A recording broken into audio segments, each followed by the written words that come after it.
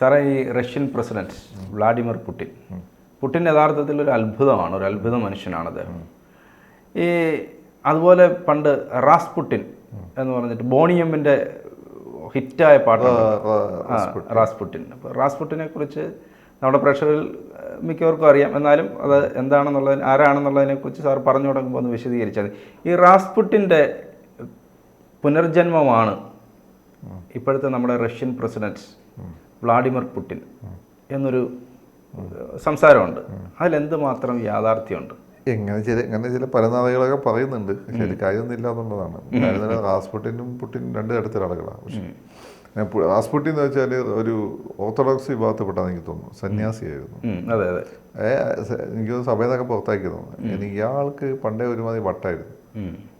അങ്ങനെ സ്വന്തം നാട്ടിൽ നിന്നൊക്കെ ഇയാൾ ഓടിച്ചു വിട്ടതാണ്. അങ്ങനെ ഇയാൾ അവസാനം സെമിനാരിൽ പോയിട്ടും അവിടെ ഇയാൾക്ക് ഇപ്പം ദൈവമാർഗത്തിൽ കൂടെ പോകാനായിരുന്നില്ല താല്പര്യം, വേറെ പല മാർഗങ്ങളിൽ പോകാൻ. പക്ഷെ സെമിനാരിൽ പോയപ്പോൾ ഇങ്ങനെ അച്ഛൻ എന്നുള്ള പേരെ കിട്ടി. അതിനുശേഷം ഇങ്ങനെ ബെർലിനിൽ വരികയും ഇങ്ങനെ ഈ പറയുന്ന ഹൈ സൊസൈറ്റിയിലെ ഈ പറയുന്ന കൊട്ടാരമായി ബന്ധപ്പെട്ട ലേഡീസ് ഉണ്ടല്ലോ, രാജാവിൻ്റെ ലേഡീസ്, അവരുടെ ഇടയിൽ, കൊട്ടാരത്തിനുള്ളിലല്ല പുറത്തുള്ള കയറി പറ്റി അവരുടെ ഇടയിൽ ചില അത്ഭുത പ്രവൃത്തികൾ കാഴ്ചവെക്കുകയും ചെയ്യും. പിന്നെ ഇയാൾക്ക് വേറെ ചില കാര്യങ്ങൾ ഭയങ്കര എന്താ പറയുക, എക്സ്പേർട്ടാണെന്ന് പറയുന്നത് കേട്ടിട്ടുണ്ട്. അപ്പം ഈ വിവരം അന്നത്തെ സാറിൻ്റെ ഭാര്യയുടെ ചുവട്ടിലെത്തുന്നു. അവരുടെ ഒരു മോന് ചെറിയൊരു അസുഖം ഉണ്ടായിരുന്നു, ഹാർട്ടുമായിട്ട് ബന്ധപ്പെട്ടൊരു അസുഖമാണ്. ഈ കുട്ടീനെ ഇയാൾ അത്ഭുത പ്രവൃത്തികളോട് ഇയാൾ ചികിത്സിക്കുമെന്ന് അവർ കരുതി. ഞാൻ ഈ കുട്ടീനെ അയാളെടുത്ത് കൊണ്ടുപോയി. ഇയാളെടുത്ത് വന്ന സമയത്ത് ആ കുട്ടിക്ക് ചെറിയ ചെറിയ ആശ്വാസം കിട്ടുകയും ചെയ്തു. അതോടുകൂടി ഇവർ ഇയാളുടെ വലിയ ഫാനായി പറയുന്ന സമയത്ത് പിന്നെ ഇവരെ സ്വാധീനിച്ചുകൊണ്ട് ഇയാൾ അവിടെ സാറിൻ്റെ പ്രധാനപ്പെട്ട ആൾ, ഇപ്പോൾ ഇവിടെ ഒരു ധീരേന്ദ്ര ബ്രഹ്മചാരി ഇന്ത്യയിൽ കോൺഗ്രസിൻ്റെ പ്രധാനപ്പെട്ട ആളായിട്ട് അതേപോലെ അപ്പം കോൺഗ്രസിൻ്റെ പ്രധാനപ്പെട്ട അതുപോലെ ആളായതുപോലെ അവിടുത്തെ എന്ത് പ്രധാനപ്പെട്ട മുതലാളിമാരെല്ലാം ഇയാൾ വിചാരിച്ച എന്തും മുടക്കാൻ പറ്റുന്ന അവസ്ഥയാണ്, എന്തും നടത്തുന്ന അവസ്ഥയാണ്. സത്യത്തിൽ റഷ്യൻ വിപ്ലവത്തിന് വലിയൊരു കാരണം ഇയാളാണ്. കാരണം ഇങ്ങനെ ഒരു വൃത്തികെട്ടവൻ രാജാവിനെയും രാജ്ഞിയെയൊക്കെ സ്വാധീനിക്കുന്നു എന്നുള്ള ഫീൽ ചെയ്തിരുന്ന ജനങ്ങൾ അവരെയുള്ള വിശ്വാസം നഷ്ടപ്പെട്ടു. അതാണ് കമ്മ്യൂണിസ്റ്റുകാർ ശരിക്കും ഉപയോഗപ്പെടുത്തിയത്. പിന്നെ വേറെ കഥകൾ പറയുന്നുണ്ട്. ഇയാൾ ഏതോ ഒരു യൂറോപ്പിലുള്ള രാജകുടുംബങ്ങളെ മൊത്തം പിന്നെ നശിപ്പിക്കാനുള്ള ഏതോ ഒരു സാത്താൻ സേവ ടീമിൻ്റെ ആളായിരുന്നു എന്ന് പറയപ്പെടുന്നുണ്ട്.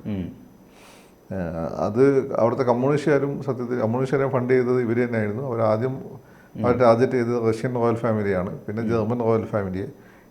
ബ്രിട്ടീഷ് റോയൽ ഫാമിലി അവർ ടാർഗറ്റ് ചെയ്യാൻ ശ്രമിച്ചു, പക്ഷെ നടന്നില്ല എന്നാണ് പറയപ്പെടുന്നത്. അങ്ങനെ ഒരുപാട് കഥകൾ ഇയാളെ പറ്റിയിട്ടുണ്ട്. ഇയാൾ എനിങ്ങുമായിരുന്നു.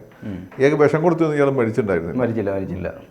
ഇയാൾ മഹാബുദ്ധിയിട്ടാണ്. ഇങ്ങനെ ഈ വലിയ ഡിഗ്നിറ്ററീസിൻ്റെ മീറ്റിംഗ് ഒക്കെ നടത്തുമ്പോൾ ഹൈ ഒഫീഷ്യൽസിൻ്റെ ഭാര്യമാരോടൊക്കെ ഇയാൾ അപമര്യാദയെ പെരുമാറും. ഒന്നും ചെയ്യാൻ പറ്റില്ല. അങ്ങനെയാണ് ഇവരെല്ലാം കൂടി വിഷം കൊടുത്ത് പിന്നെ വെടിവെച്ച് വന്ന അയാൾ. അപ്പോൾ ഇയാൾ തിരിച്ചു വന്ന് റഷ്യയെ നശിപ്പിക്കുമെന്നാണ് ഇയാൾ പറഞ്ഞത്. ഇയാൾ വെടിവെച്ച് കുറച്ച് കഴിയുമ്പോഴേക്ക് എന്ത് ചെയ്തു, റഷ്യ വിപ്ലവം നടന്നു. സാറിൻ്റെ കുടുംബത്തെ കൂട്ടക്കൊല ചെയ്തു. അതിൻ്റെയൊക്കെ റെക്കോർഡ്സ് ഇപ്പോഴാണ് പുറത്ത് വന്നത്. സാറിൻ്റെ പെമ്മക്കളെയൊക്കെ റേപ്പൊക്കെ ചെയ്തിട്ടുണ്ട് പട്ടാളക്കാർ. ഇപ്പോഴാണ് അതിൻ്റെ റിപ്പോർട്ട് വന്നത്. ഞാൻ ഒരു കൂടുതലും പറയുന്നത് അവരുടെ സെൻറ്റിമെൻറ്റ്സ് ഇവിടെ എനിക്കും. അപ്പം അതിലൊരു കൊച്ചാണ് പിന്നെ രക്ഷപ്പെട്ടത്. അവൾ വെടി കൊണ്ടിട്ട് അവൾ കോമയിലെ മറ്റുമായിപ്പോയി. ഇപ്പം ആലോചിക്കുമ്പോൾ അത് വിഷമം. അങ്ങനെ ഇതൊന്നും ആരും അറിയാതാണെന്നല്ല, കൃത്യമാണ്.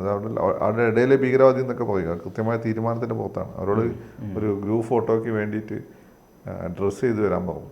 അങ്ങനെ ഡ്രസ്സ് ചെയ്ത് വന്ന് അവിടെ നിന്ന് വെടിവെച്ച് കൊല്ലുന്നു. വെടിവെച്ച് മരിക്കുന്ന സമയത്താണ് അവരോട് മോശമായിട്ടൊക്കെ പെരുമാറുന്നത് പറയുന്നത്. അപ്പം അങ്ങനെ ഉള്ള കാര്യങ്ങൾ നടന്നു. അപ്പോൾ ഇതൊക്കെ ഇയാളുടെ ശാപമാണെന്ന് പറയപ്പെടുന്നുണ്ട്. അത് കഴിഞ്ഞ് കമ്മ്യൂണിസം വന്നു. അവിടെയുള്ള രാജകുടുംബാർ വന്നപ്പോൾ എല്ലാം തുടച്ചു മാറ്റി. അത് കമ്മ്യൂണിസത്തിൻ്റെ അവസാനം ഈ പറഞ്ഞ ലോകത്തെല്ലായിടത്തും കമ്മ്യൂണിസം ഉണ്ടാക്കാൻ നോക്കിയപ്പോൾ അവർ തകർന്നു തരിപ്പണമായിപ്പോയി. അപ്പം തകർന്ന് തരിപ്പണമായ സമയത്ത് പിന്നെ അവിടെ ഭയങ്കര അനാർക്കി വന്നു. റഷ്യക്കാരനൊരു വിലയില്ലാതെ റഷ്യൻ സ്ത്രീകളൊക്കെ ഫ്ലൈറ്റ് എടുത്ത് ബോംബെയിലൊക്കെ വന്നു തുടങ്ങി. എന്തിനാന്ന് നിങ്ങൾക്ക് അറിയാലോ. ഈ സമയത്താണ് പുടിൻ ഈ നമ്മൾ ഡോവലിനെ പോലെ ഒരു സ്പൈ ആയിരുന്നു.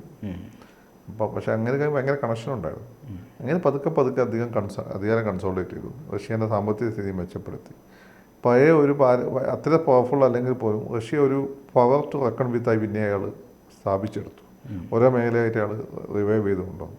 അതിനെതിരെ ഇടയ്ക്ക് അയാൾക്കെതിരെ ഒരുപാട് പ്രക്ഷോഭങ്ങളൊക്കെ ഉണ്ടായി. അതിനെ അയാൾ ഹാൻഡോട് കൂടി നേരിട്ടു. ഇവരെപ്പോഴും ഉപയോഗിക്കുക ഈ ശക്തരായിട്ടുള്ള ഒരു രാജ്യത്തിൻ്റെ ദേശീയവാദികളായ ഭരണാധികാരികൾക്കെതിരെ ഉപയോഗിക്കുക അവിടെയുള്ള ലിബറൽസിനെയൊക്കെയാണ്, ഇടതുപക്ഷക്കാരെയും ലിബറൽസിനെയൊക്കെയാണ്. അവരെയൊക്കെ ഉപയോഗിച്ച് ഇങ്ങനെ തോൽപ്പിക്കാനൊക്കെ നോക്കി നടന്നില്ല. ഇയാളെ ഞങ്ങൾക്ക് മത കിടന്നു, ഭരണഘടന മാറ്റി ചെയ്ത്.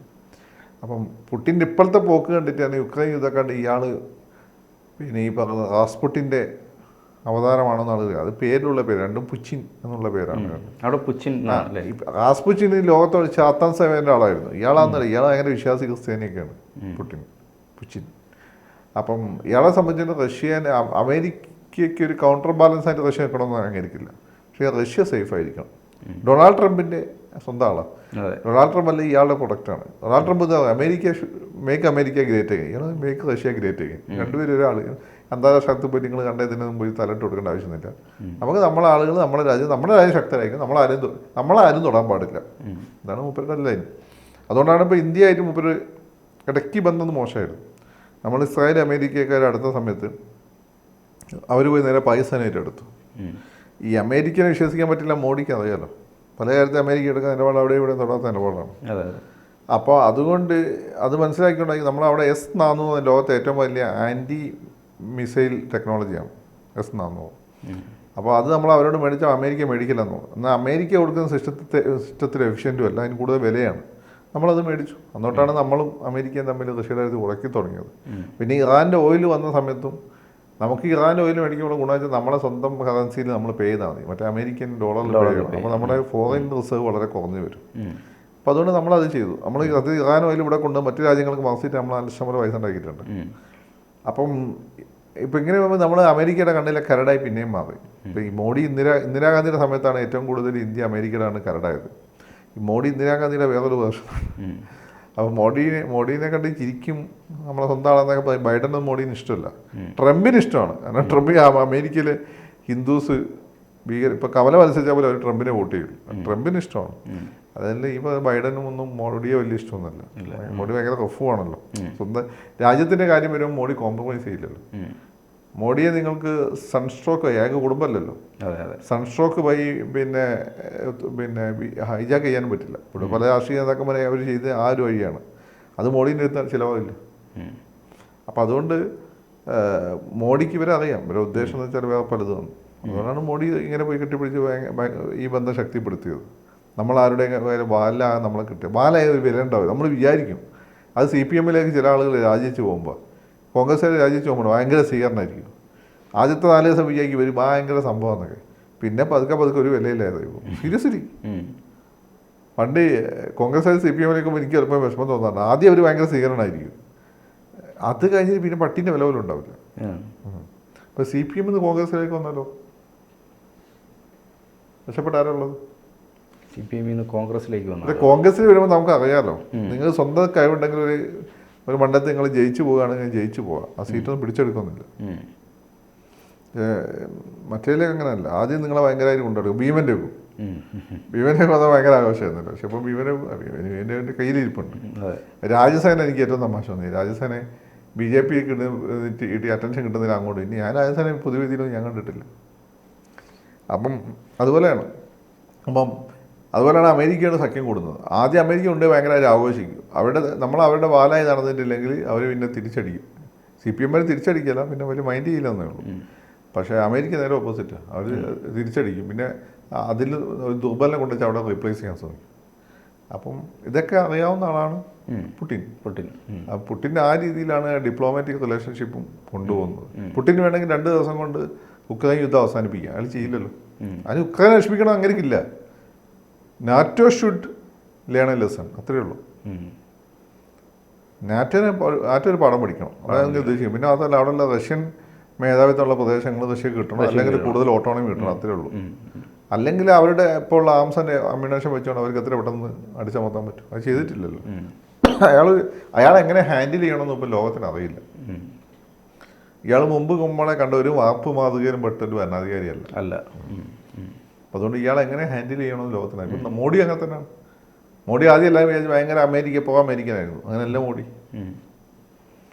അപ്പോൾ ഇവർ രണ്ടുപേരും നല്ല ടീമാണ്. ബഡാമിയാൻ ചോട്ടാമിയാനാണ്. അതെ, ഭായ്